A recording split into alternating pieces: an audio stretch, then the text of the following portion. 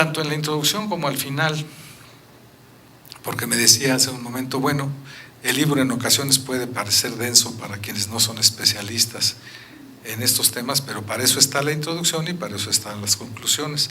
Y en los dos casos, en la síntesis que presenta al principio y en las conclusiones, utiliza, y esto no es una hipérbole, no es una exageración, el término de que el problema constituye una bomba de tiempo.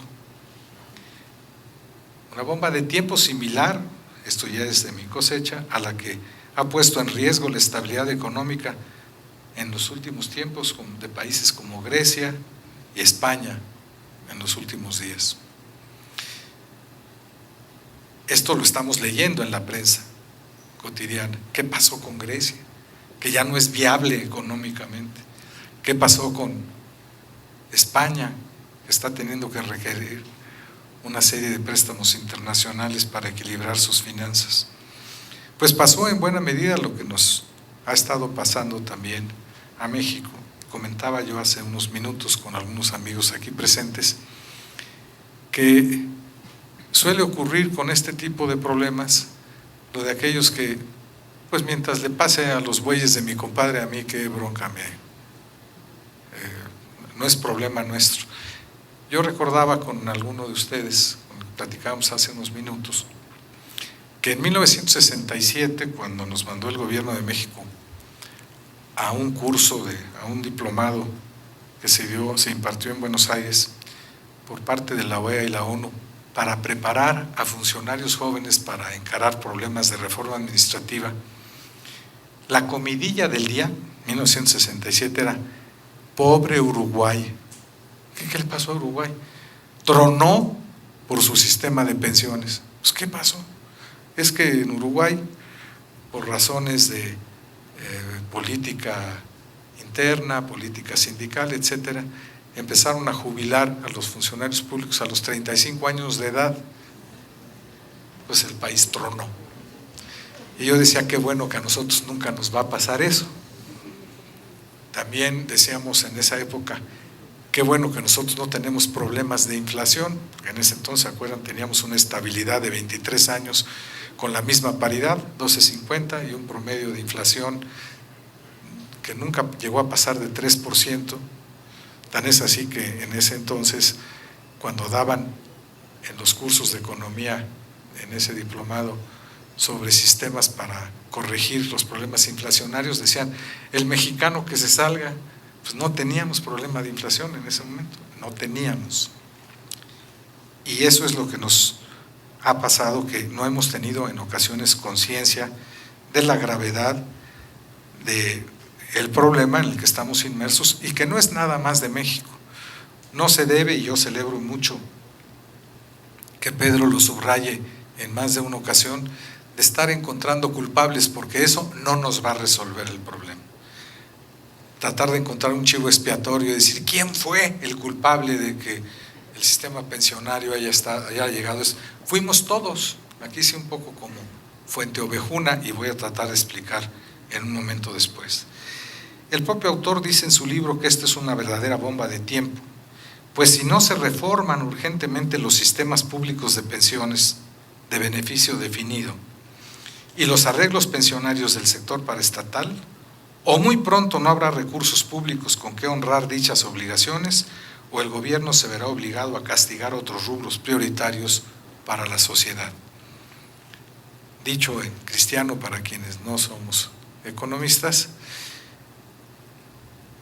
o ya no vamos a tener cómo pagar las pensiones en los próximos años, más cerca que lejos, o vamos a tener que dejar de cubrir otros rubros importantes de lo que se llamaba hace unos tiempos el estado de bienestar o de servicio. Decía que la primera conclusión del libro es que el país ha creado una bomba de tiempo que ya está activada en más de un centenar de sistemas públicos pensionarios. Es decir, no es un problema de las pensiones del Seguro Social o de las pensiones del ISSSTE o del ISFAM, es como una reacción en cadena de esta bomba de tiempo, porque todos los sistemas pensionarios, o la inmensa mayoría, están ya a punto de explotar. La insolvencia, dice el autor, creciente presiona ya de manera relevante las finanzas públicas federales y pondrá en jaque a las finanzas de los 3 niveles de gobierno en esta segunda década del siglo XXI. Y para ser más preciso, no se anda por las ramas, y nos dice, la presión puede explotar en el sexenio 2012-2018, o sea, ya,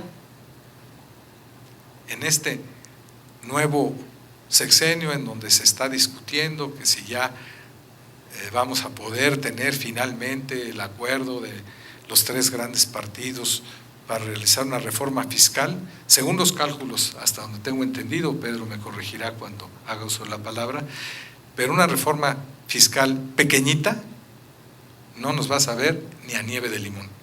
No serviría para resolver el problema como lo tenemos. De ese tamaño es el problema que se atreve a desvelar, o sea, quitarle el velo en su estupendo trabajo de investigación, valiente e inteligente, Pedro. Advierte de entrada, no es un problema unicausal, no es vamos a encontrar a fulanito de tal y como le dijeron a Edipo cuando preguntó ¿por qué nos están causando los dioses estos males en Tebas? Le dijeron, es que por ahí anda un asesino del antiguo rey y hasta que no lo maten, no se van a resolver los problemas. Aquí no hay un solo asesino, somos todos.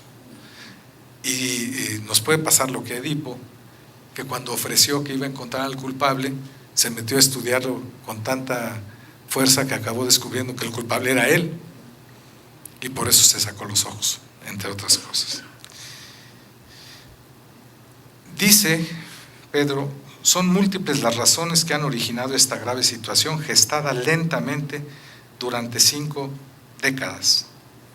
Muchas de ellas, como la transición demográfica o las crisis económicas, no pudieron fácilmente ser previstas a tiempo ni controladas significativamente.